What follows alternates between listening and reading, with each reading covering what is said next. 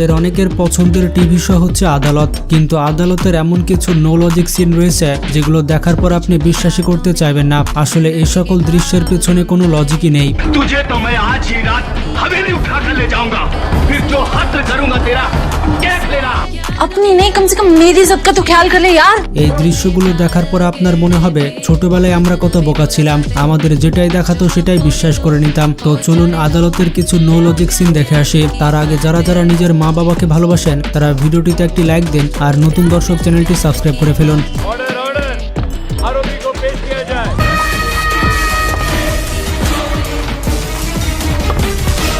প্রথমে এই ব্যক্তিকে দিয়ে শুরু করা যাক। এই যে আসামিকে দেখতে পাচ্ছেন, সে হাতে পায়ে কাঠের গ্লাভস পরে আছে।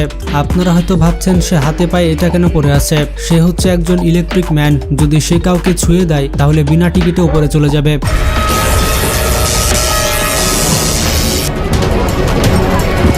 কেডি পাঠক তাকে জিজ্ঞেস করছে, এই শক্তির সাথে তুমি কিভাবে জীবনযাপন করো?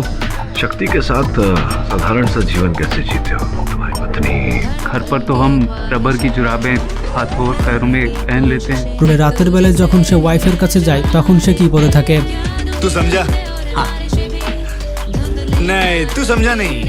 রাতের বেলায় গাড়ি গ্যারেজ করার সময় তো তার অনেক প্রবলেম হওয়ার কথা। এই ব্যক্তির কাছে তো ন্যাচারাল পাওয়ার রয়েছে, কিন্তু এই যে ব্যক্তিকে দেখতে পাচ্ছেন তার কাছে কৃত্রিম কারেন্ট রয়েছে। इनके हाथों में लगाई हुई नकली चमड़ियां, फिर यहाँ इनका छोटा सा आविष्कार जिससे विद्युत पैदा होता है। तो ये তার হাতের মধ্যে নাকি একটি ছোট মেশিন রয়েছে যার মাধ্যমে কারেন্ট উৎপাদন করে, কিন্তু এত ছোট মেশিন দিয়ে এতগুলো বিদ্যুৎ কিভাবে উৎপাদন করা সম্ভব? মেশিনটা যদি আমাদের দেশে দিয়ে দেয় তাহলে বিদ্যুতের ঘাটতি পূরণ হয়ে যাবে। এখানে কেডি পাঠক কিভাবে উপরের দিকে উঠছে দেখুন।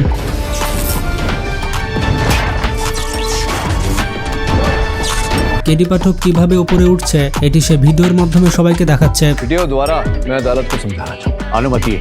इस मैकेनिज्म को एक्टिवेट करने के लिए बस एक तार और एक स्विच की आवश्यकता पड़ती है। ये ऑर्गेनिज्म अगर कोई भी व्यक्ति अपने जूतों में लगा ले तो उठ सकता है। যে কোনো ব্যক্তি তার জুতোতে লাগালে নাকি উঠতে পারবে, কিন্তু আমি তো দারাজে সার্চ করলাম, এরকম গ্যাজেট তো পেলাম না। আদালতে পুলিশের কোনো কাজই নেই, এখানে পুলিশ কেস সলভ করে না, বরঞ্চ কেডি পাঠক সবকিছু সলভ করে দেয়। विकी कैच लाइए, वापस लाइए।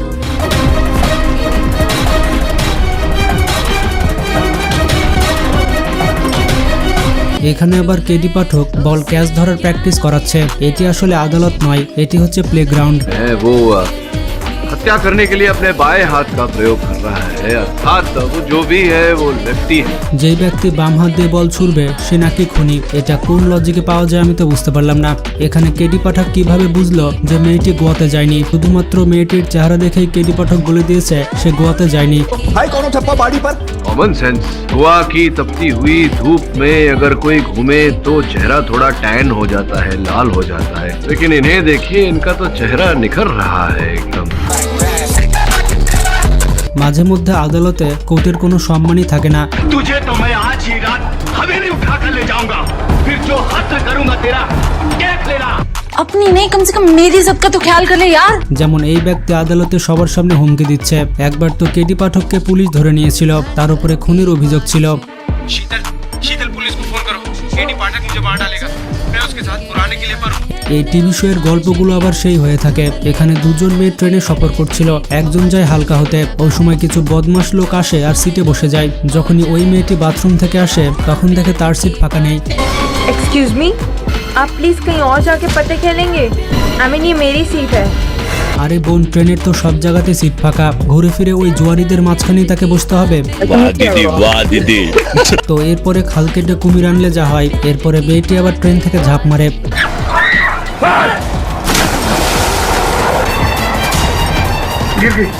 পরবর্তীতে দেখানো হয় মেয়েটির পুনর্জন্ম হয়েছে এবং সে একজন মাছি হয়ে জন্মেছে। এরপর সে ট্রেনে থাকা সকল ব্যক্তিদের উপরে একে একে বদলা নেয়। এটি যেমন তেমন মাছি নয়, এটি হচ্ছে যমদূত, সবাইকে বিনা ভিসাতে উপরে পাঠিয়ে দেয়।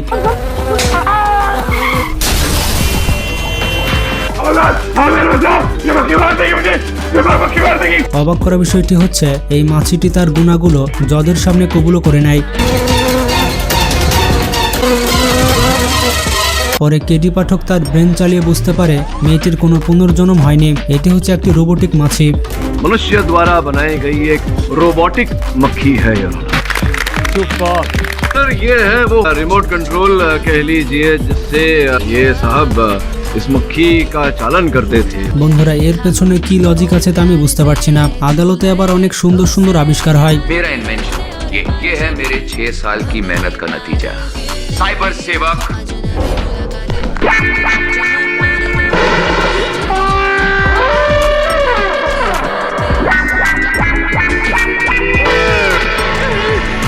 ये है मेरे 6 साल की मेहनत का नतीजा। रोबोट যেমন এই ডক্টর এমন একটি ফর্মুলা তৈরি করে ফেলে যেটির মাধ্যমে কোনো মানুষ ইনভিজিবল হতে পারে, মানে গায়েব হয়ে যাবে, যাকে বলে মাস্টার ইন্ডিয়া। ये है एक चमत्कारिक दवा जिसको पीने से कोई भी गायब हो सकता है। এই ব্যক্তি ওই ফর্মুলাকে চুরি করে খেয়ে ফেলে। তারপরে কি হয় আপনারাই দেখুন।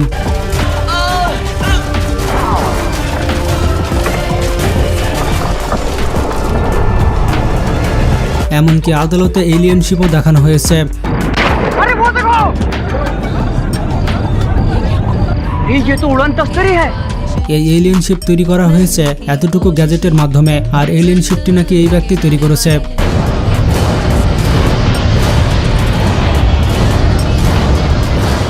भाई यहाँ पे क्या हो रहा है?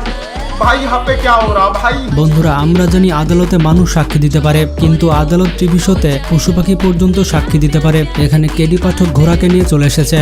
किंतु इस जीव ने हत्या होते हुए देखा है। अगर आपकी अनुमति हो तो मैं उसे अदालत में बुलाऊं। अनुमति। শুধু এতটুকুই নয়, একটি তোতা পাখির উপরে কেস করা হয়েছে। बस अब यही रहेगा था मेरे करियर में देखने के लिए। एक तोते का केस, मिस्टर पाठक, क्या ये सब जरूरी? আবার একটি বিড়ালকে নাকি কেসে ফাঁসানো হয়েছে। कि मेरे मुवक्किल ये बिल्ली निर्दोष है और झूठा आरोप लगाकर इसे जान से मारने का प्रयास किया जा रहा है। এখানে এই মেয়েটি শুধুমাত্র চুইংগাম খেয়েছিল, তাই তাকে তুলে আনা হয়েছে। আপনিও দেখে শুনে চুইংগাম খাবেন এবং চুইংগাম দেখে শুনে ফেলবেন, আর না হলে আপনাকেও কেসে ফাঁসিয়ে দেওয়া হবে। विक्रांत रेस कार के पास आपका च्युइंगम कहाँ से मिला? ये वही च्युइंगम है जो आपने खाकर थूक दिया था वहाँ गाड़ी के पास। শুধুমাত্র চুইংগামই নয়, আপেলও দেখে শুনে খাবেন এবং দেখে শুনে ডাস্টবিনে ফেলবেন। हाँ मैं ही गई थी उस दिन रिंकू के घर। ও ভাই, এটা কেমন লজিক? বন্ধুরা এখানে ঘোড়া আদালতে চলে এসেছে। ঘোড়া এখন সাক্ষী দেবে। ঘোড়া যদি একবার পা নাড়ায় তাহলে হ্যাঁ, আর ঘোড়া দুইবার পা নাড়ালে না। আপনারা দেখুন এরপরে কি নাটকটি হয়। राणावत साहब अगर उसे हाँ कहना होगा तो एक बार पाँव पटकेगा और ना कहना होगा तो 2 बार पाँव पटकेगा। Please watch. এটা পৃথিবীর কোন কোর্ট যে ঘোড়াকে ভেতরে আসতে দিয়েছে? আর এটা কেমন লজিক ভাই, আমি তো বুঝতেই পারছি না। खातून, क्या मिस्टर खन्ना झूठ बोल रहे हैं कि मैंने मिस्टर भुल्लर को मारने की धमकी दी? ये घोड़ा झूठ बोल रहा है। একবার তো কেডি পাঠক আদালতে সাপকে নিয়ে চলে এসেছে। ये जानते हैं कि असल अपराधी कौन है और स्वयं बताना चाहते हैं। जाइए, आप सब जाइए और असली अपराधी को धर लीजिए। এই সাপগুলো নাকি বলে দিবে কে খুন করেছে। অবশেষে তাই হয় যেটার ভয় ছিল। अरे बोलिए जल्दी, नहीं तो काट लेंगे आपको। बड़े जहरीले हैं। हाँ, जो कुछ भी हुआ वो सब मैंने किया। তো বন্ধুরা আপনারা দেখতে পেলেন আদালতে কত নো লজিক সিন রয়েছে। এখন ভিডিওটি সম্পূর্ণ দেখার পর আপনারাই কমেন্ট করুন যে এই কমেন্টের পেছনে কোনো লজিক নেই। আর আপনারা তো একটা কথা শুনেছেন, পাগল ছাড়া দুনিয়া চলে না। ভিডিওটি ভালো লাগলে বন্ধুদের সাথে শেয়ার করতে পারেন। ভালো থাকবেন, নিজের খেয়াল রাখবেন আর লজিক দিয়ে কাজ করবেন। একটু চিন্তা করে দেখেন, আমাদের এই ষড়যন্ত্র করেছে কারা? আল্লাহ রাব্বুল আলামিন সেই ভালো জানেন যে এই ষড়যন্ত্র করে ভালো ভালো আয়াতগুলোকে আমরা এমন এমন জায়গায় লাগাইছি, আগে মানুষ মরে যাওয়ার পরে চারিপাশে ঘুরে ঘুরে চারিপাশে বসে কোরআন তেলাওয়াত করত। যে বেঁচে থাকতে কোরআন তেলাওয়াতের দরকার, তাই না করে মারা যাওয়ার পরে তার পাশে কোরআন তেলাওয়াত করে। বলেন ঠিক না বেঠিক? দরকার কখন? বেঁচে থাকতে দরকার। এই কোরআন কি মরা মানুষের জন্য না জ্যান্ত মানুষের জন্য? কথা কয় না। কাদের জন্যে? জীবন্ত মানুষের জন্য। সুতরাং এই ওয়াজটা করতে হবে কার? এই গ্রামের সবচেয়ে বড় সুদখোর, তার কাছে যেয়ে বলতে হবে মিনহা খলাকনাকুম ওয়া ফিহা নুঈদুকুম ওয়া মিনহা নুখরিজুকুম তারাতান উখরা। কিসের এত টাকা পয়সা, এত নিয়ে লাভ কি? একদিন তো এই মাটি থেকে বানানো হয়েছে, মাটিতে ঢুকতে হবে, মাটিতে জীবন্ত করে তুলবে। সুতরাং সুদ খাওয়া ছেড়ে দাও। এই কথা ওরে বলতে হবে, মেম্বারের বলতে হবে। কেন বিধবা ভাতার কার্ড তোমার শালীর নামে চলে যায়? এই বিধবা ভাতার কার্ড শালীর নামে দেওয়া যাবে না। সচেতন হয়ে যাও, তোমাকে এই মাটি থেকে বানানো হয়েছে, মাটিতে ঢুকানো হবে, মাটিতে উঠানো হবে। তারপরে চলে যাবেন চেয়ারম্যানের কাছে, ওগো চেয়ারম্যান সাহেব, আমাদের রাস্তা কেন পাকা হচ্ছে না, ব্রিজের টাকা কেন আপনার ব্যাংকে ঢুকে গেল? আপনার কি মনে হয় না মিনহা খলাকনাকুম ওয়া ফিহা নুঈদুকুম ওয়া মিনহা নুখরিজুকুম তারাতান উখরা? এই ওয়াজ করতে হবে এমপির কাছে, মন্ত্রীর কাছে, আপনাদের প্রেসিডেন্টের কাছে, প্রধানমন্ত্রীর কাছে আপাতত দরকার নেই। বোঝা গেছে? তাহলে এই ওয়াজ কনে করা লাগবে, বোঝা গেছে কিনা? কিন্তু আমরা করি কনে? মরে যাওয়ার পরে ও তো ভালো হয়ে গেছে, ফেরেশতা হয়ে গেছে, বলছে মিন্না ওরে কি বলে, বিসমিল্লাহি ওয়া আলা মিল্লাতি রাসূলিল্লাহ। ওরে বাবা, ও এখন রাসূলের দলে হয়ে গেল, রাসূলের পথে হয়ে গেল। বেশি থাকতি আমাদের মুখী দাড়ি আর ও চুলকায়, আসে না নাই? আমাদের দাড়ি দেখলে চুলকায়, টুপি দেখলে চুলকায়, আলেম ওলামা দেখলে চুলকায়, পাঞ্জাবি দেখলে চুলকায়। কয় হুজুর কাপড়ের দাম কেন বাড়বে না? আপনি একাই তো 3 জনের জামা একাই পরে বসে আছেন। আমি কই আমি না হয় 3 জনের জামা পরেছি, আপনার যে ওই যে এখন ওই নায়িকারা ছোট একটু একটু পরতিছে, ওই কাপড়গুলো কনে লাগাবো? ঠিক না বে ঠিক? কাপড় এখন ছোট হয়েছে না বড় হয়েছে? যা যা ওদের দরকার তাই আমরা নিয়ে নিয়েছি, আর যা আমাদের দরকার তাই ওরা নিয়ে নিয়েছে। এমন নিয়েছে যে আগে মেয়েরা বলতো শাক ভাত খাবো না, কুড়ে ঘরে থাকবো না, স্বামীর কথা শুনবো না, বর্ষা বাদল মানবো না, বিরাকের অফিসার যা বলবে সেই কথা আমরা ফেলবো না, এই কথা বলে স্লোগান দিত। কিন্তু এখন এমন স্লোগান ধরিছে যে এখন মেয়েদেরকে মেয়ে বলা যাবে না, ও মেয়ে কিন্তু মনে মনে ছেলে, মেয়ে কিন্তু মনে মনে কি? এই সমাজ এসেছে না আসে নাই? আমরা যে শার্ট পরি সেটা মেয়েরা নেছে, আমরা ঘড়ি হাতে দিতাম ডাইন হাতে, এখন উড়া দেয় ডাইন হাতে, আমরা দিচ্ছি বাম হাতে। আমরা যে ইন করতাম সেই ইন উড়া করে, আমরা যে প্যান্ট পরতাম সেই প্যান্ট উড়া পরে, আমরা যে শু পাই দিতাম সেই শু উড়া দেয়, আমরা যে চুলের কাটিং করতাম সেই কাটিং উড়া করে, আর আমরা যে পায়জামা ঢিলে ঢালা পরতাম সেইগুলো এখন উড়া পরতে। দেখেন পরি টাকনুর উপরে কাপড় আমাদের পরতে হবে, এখন কিন্তু উড়া পরে টাকনুর উপরে, দেখুন পরে না। এখন আমাদের ওই পাঞ্জাবিওয়ালারা ইদানিং পায়ে ওই উড়না পরা ধরেছে, যে ওরা তো উড়না পরছে না, তা আমরা কিছু উড়না পরি। তারপরেও কি এইবার দখল করে নিলে পুরুষ বলেও আমরা পরিচয় দিতে পারবো না। ওরা বলছে আমরা মহিলা হলে কি হবে, আমরা মনে মনে চাইলে। তার মানে পুরুষ বলে পরিচয় দেওয়ার অধিকারটাও আমাদের আর থাকলো। অবস্থাটা এমন যে আসাদ ভাই বাড়ি আইছি, ও আর ওর আব্বা, আমার আসাদ ভাই আর আসাদ ভাইয়ের আব্বা পরিকল্পনা করতেছে, ওরা খাচ্ছিল কলা, বলছে যে আসাদ ভাই ওর আব্বার বলছে আব্বা কবির বিন সামাদ ভাইয়ের আজ তো একটা কলা দেওয়া যাবে না। বলছে তাহলে কি করা যায়? বলছে তুমি অর্ধেক দাও আমি অর্ধেক দিই, তুমি অর্ধেক আর আমি অর্ধেক, তাহলে কি দাঁড়াইলো? মা বোনেদের অধিকার নেই, সরকার দিয়েছে অর্ধেক, আমরা দিছি অর্ধেক, দিয়ে ওরা ফুল, আমরা এখন ন্যাংটা। আমাদের কোনো অধিকার আছে? তালাক, ওরা যদি পালিয়ে চলেও যায় আর একজনের সাথে, তাও মামলা আমাদের নামে। মামলা কাদের নামে? সত্য বলছি না মিথ্যা বলছি? এই সমাজ থেকে ফিরে আসতে হলে কোরআনের দরকার, আর কোরআনের ওয়াজগুলো যেই জায়গায় করা দরকার সেই জায়গায় আমাদের ওয়াজ হচ্ছে না।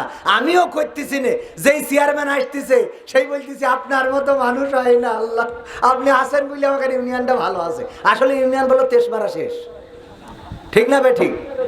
রাস্তাঘাট শেষ, ব্রিজ শেষ, সব খাওয়া শেষ, এরপরে আসলি আবার বক্তৃতার মধ্যে বক্তৃতা দিতে হয়। এখন নির্বাচন এসে গেছে, নির্বাচনের গরম হাওয়া লেগেছে,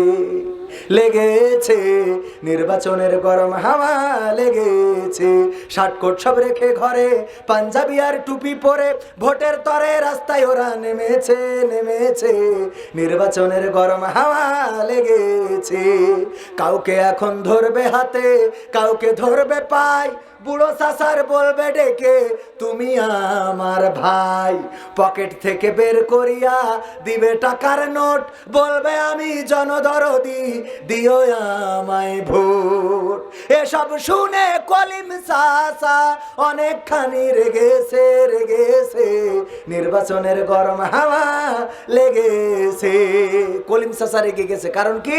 কারণ হলো কলিম চাচা অনেক কষ্ট করে লাঠি ভর দিয়ে এবার ভোটের মাঠে গেছিল, যাওয়ার তারপরে বলছে চাচা আপনি আসার কি দরকার? বলছে কেন? বলছে আপনারটা তো আমরা দিয়েই দিছি, আপনার কষ্ট হবে দেখে আমরা দিয়ে দিছি। বলছে চাচা যান তাহলে বাড়ি যান। বলছে যাবো, তাই একটু এখানে একটু কালি লাগাই দেন। নাই আমার বৌমাকে আমি ভোট দিতে পারিনি, কালিটা লাগাই নিয়ে যখন যাচ্ছে বলছে শোনেন বৌমারও পাঠাতে হবে, এই শোনেন আপনার স্ত্রী যেন আবার পাঠাই দিয়ে না, উনারটাও কিন্তু দেওয়া হয়ে গেছে। বলছে আমার স্ত্রীটাও দেওয়া হয়েছে? বলছে হ্যাঁ। বলছে দেখো কত বড় নেমো খারাম, আল্লাহ ওর দোজখে রেখো। বলছে কেন? বলছে নেমো খারাম না, আজ 12 বছর হয়ে গেল মারা গেছে, ও এসে ভোটটা দিয়ে গেল, তা আমার সাথে দেখা করে গেল। ওর মতো নেমো খারাম আছে? এই জন্যই চাচা কি করেছে? চাচা রেগেছে। আমি আসলে টাইম বুঝে পাচ্ছি না যে আপনারা কি শুরু করলেন। হ্যাঁ, টাকায় আমায় মানুষ চিনাইছে। 1 ঘন্টা না 4 ঘন্টা ওয়াজ করার রেকর্ডও আছে, কিন্তু সেই সার্ভিস দেওয়ার মতো সার্ভিস আমার কাছে নেই, শোনা আজকে নেই, আমার বাড়ি ফেললেও হবে না। আমি পাবনায় ওয়াজ করি 3 ঘন্টার আগে নামি, যারা আমার ওয়াজ শোনেন আছেন কেউ গেছেন? 3 ঘন্টার আগে তেমন একটা স্টেজ থেকে নামাই হয় না। আর আজকে আমার যা করতেছে আমার আসাদ ভাইয়ের সম্মান রেখে আসিছি, কিন্তু জীবন শেষ। চেয়ারম্যান ভাইস চেয়ারম্যান পদপ্রার্থী চাটমোহর উপজেলা 2000 টাকা, আল্লাহ দানকে কবুল করো। হেলাল আকন্দ ভাই করো কোলা, নগদ 500 টাকা কবুল করে নাও। রমজান মেম্বার সাবেক বারকোলা